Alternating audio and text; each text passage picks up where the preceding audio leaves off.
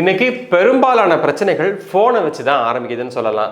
Phone மட்டும் இல்லாமல் நம்ம உபயோகப்படுத்தக்கூடிய சமூக வலைதள ஆப்புகள், அது வாட்ஸ்ஆப்பாக இருக்கலாம், இன்ஸ்டாகிராமாக இருக்கலாம், டெலிகிராமாக இருக்கலாம், இல்லை வேறு ஏதாவது ஒரு ஆப்பாக இருக்கலாம். வழக்கறிஞர் தாம்பரம் சிவாவின் அன்பு வணக்கம்.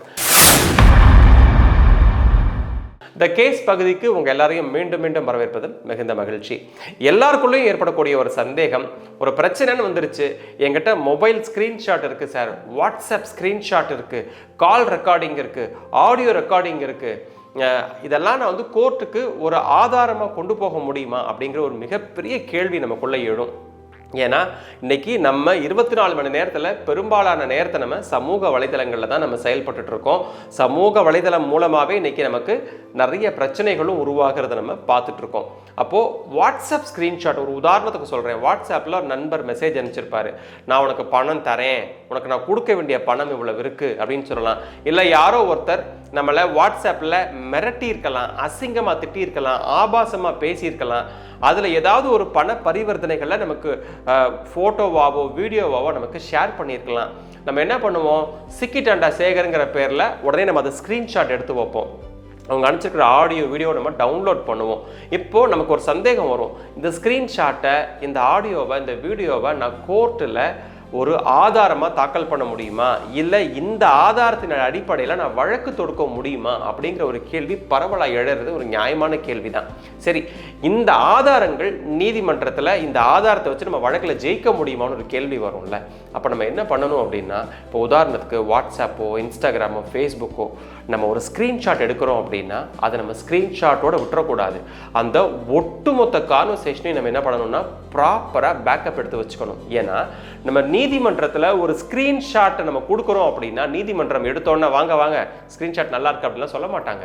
அப்போ என்ன பண்ணுவாங்க அப்படின்னா, அந்த ஸ்க்ரீன்ஷாட் உண்மையானதா, இல்லை அந்த ஸ்க்ரீன்ஷாட்டில் ஏதாவது எடிட் பண்ணியிருக்காங்களா, இல்லை இந்த ஸ்க்ரீன்ஷாட்டை உறுதிப்படுத்துறதுக்கு வேற ஏதாவது ஒரு ஆதாரம் இருக்கா, இப்படி நீதிமன்றம் வந்து பல்வேறு கோணங்களில் அந்த ஆதாரத்தை அணுகுவாங்க.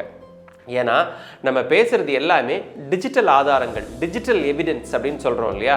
அப்போது ஒரு நீதிமன்றத்தில் நம்ம ஒரு டிஜிட்டல் எவிடன்ஸை நம்ம தாக்கல் பண்ணுறோம் அப்படின்னா அதுக்கு ஒரு உரிய நடைமுறை இருக்குது. 65B பிரிவு அதன் கீழே நம்ம என்ன பண்ணணும் அப்படின்னா நம்ம ஒரு சர்டிஃபிகேட்டை தாக்கல் பண்ணணும். இப்போது சேகர்னு ஒரு கிளைண்ட் இருக்கார், அவர் வந்து வாட்ஸ்அப் சேட் இல்லை வாட்ஸ்அப் ஸ்க்ரீன்ஷாட்டை வந்து நீதிமன்றத்தில் ஒரு ஆதாரமாக தாக்கல் பண்ணுறாருன்னா அவரே என்ன பண்ணணும், ஒரு 65B சர்டிஃபிகேட் ஒன்று கொடுக்கணும். ஆமாங்க, நான் வந்து இந்த ஃபோன் யூஸ் பண்ணுறேன், இந்த ஃபோனோட மாடல் இது, இந்த ஃபோன் இந்த கம்பெனியை சார்ந்தது, இந்த ஃபோன் என் பேரில் தான் வாங்கியிருக்கேன், அந்த ஃபோன் வாங்கின ரசீது என்கிட்ட இருக்குது, நான் இந்த ஃபோனில் தான் இன்ஸ்டாகிராமை இன்ஸ்டால் பண்ணியிருக்கேன், இல்லை வாட்ஸ்அப்பை இன்ஸ்டால் பண்ணியிருக்கேன், இல்லை அந்த ஃபேஸ்புக்கை நான் இதில் தான் இன்ஸ்டால் பண்ணியிருக்கேன், இந்த ஃபோனில் தான் நான் ஸ்க்ரீன்ஷாட் எடுத்தேன், இத்தனாம் தேதி ஸ்க்ரீன்ஷாட் எடுத்தேன், இத்தனை மணிக்கு ஸ்க்ரீன்ஷாட் எடுத்தேன், அந்த ஸ்க்ரீன்ஷாட்டோட ஒட்டுமொத்த அந்த சேட், ஆடியோ, வீடியோ எல்லாமே நான் பேக்கப் பத்திரமா வச்சுருக்கேன், இந்த ஃபோன் என் கஸ்டடியில் தான் இருக்குது, இந்த ஃபோன் நல்லா ஒர்க் ஆகக்கூடிய கண்டிஷனில் இருக்குன்னு நம்ம என்ன பண்ணணும் அப்படின்னா ஒரு 65B சர்டிஃபிகேட் தரணும்.